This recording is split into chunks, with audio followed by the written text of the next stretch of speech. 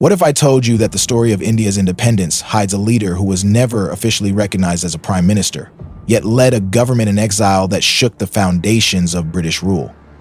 This is the story of Netaji Subhas Chandra Bose, the man who dared to dream of a free India, not through negotiations but through revolution. Stay with us as we uncover the extraordinary journey of India's forgotten hero. Born on January 23, 1897, in Cuttack, Odisha, Subhas Chandra Bose grew up in a family that valued education and discipline. His father, Janikinath Bose, was a prominent lawyer, while his mother, Prabhavati Devi, instilled in him a deep sense of patriotism.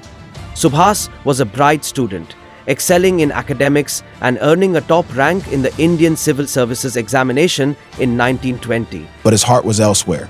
Witnessing the oppression under British rule ignited a fire within him.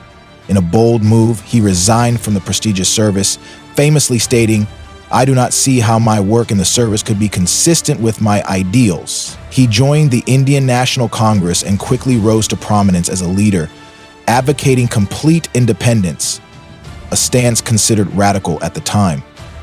Subhas was not one to tread lightly.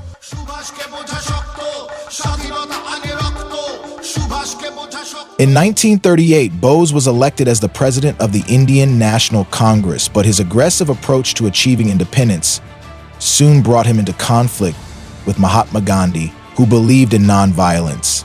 Despite Gandhi's opposition, Bose was re-elected in 1939, defeating Gandhi's candidate. However, this ideological clash proved too great. Bose ultimately resigned from the presidency, realizing that the Congress's approach would not achieve the swift and complete freedom he envisioned. Frustrated, but undeterred, he decided to chart his own course. To him, freedom could not be begged for. It had to be taken. Under constant surveillance by the British authorities, Subhas Chandra Bose made a daring escape from his house arrest in Calcutta in January 1941. Disguised as a Pathan, he travelled across India by car, train and even on foot, eventually reaching Kabul in Afghanistan. From there, with the help of sympathizers, he made his way to Germany. In Berlin, Bose sought the support of Adolf Hitler, hoping to use the Axis powers' resources to free India from British rule. Though their ideologies were vastly different, Bose succeeded in forming the Free India Legion, a force made up of Indian prisoners of war held by Germany. Germany was not the right base for Bose's plans. In 1943, he traveled to Japan, where he found an ally in the Japanese government.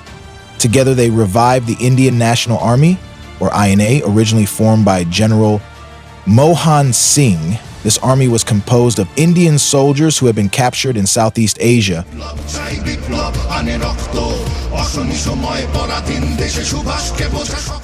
On October 21, 1943, Bose declared the formation of the Provisional Government of Free India, also known as Azad Hind, in Singapore.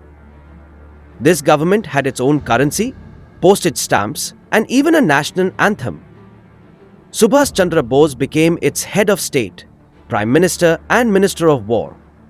His vision was clear: to march to Delhi and liberate the nation from colonial rule. His rallying cry, "Delhi Chalo," "On to Delhi," inspired millions. It's what the people need.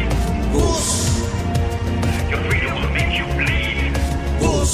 The INA, alongside Japanese forces, launched campaigns in Imphal and Kohima in 1944. These battles marked the first time an Indian-led force fought for the country's freedom. However, the campaigns faced logistical challenges, harsh weather, and fierce resistance from the Allied forces. Ultimately, they were defeated. Though the INA's military efforts ended in failure, their impact was far-reaching. The bravery of these soldiers and their willingness to fight for India's independence weakened British morale and inspired a new wave of nationalism across the country. August 1945 marked the fall of the Axis powers. Bose reportedly boarded a plane in Taiwan, planning his next steps, but the plane tragically crashed, leading to his death. Or did it? The circumstances surrounding his death remained shrouded in mystery. Some believed he survived the crash and lived in secrecy, waiting for the right moment to re-emerge.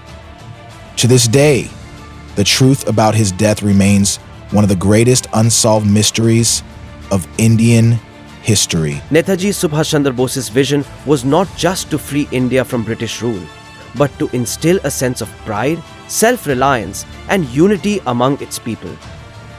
The Azad Hind government may not have achieved its ultimate goal, but it demonstrated that Indians were capable of self-governance and had the courage to stand against oppression. Though he didn't live to see August 15, 1947, Bose's sacrifices and leadership played a crucial role in accelerating India's path to independence.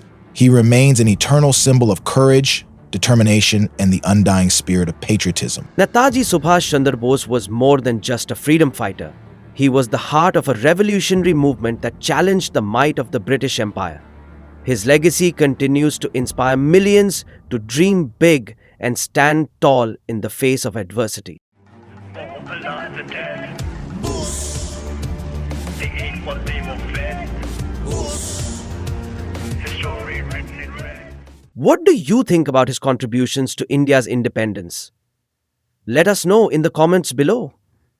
And don't forget to like, share, and subscribe for more untold stories. Thank you for tuning in. See you in the next story.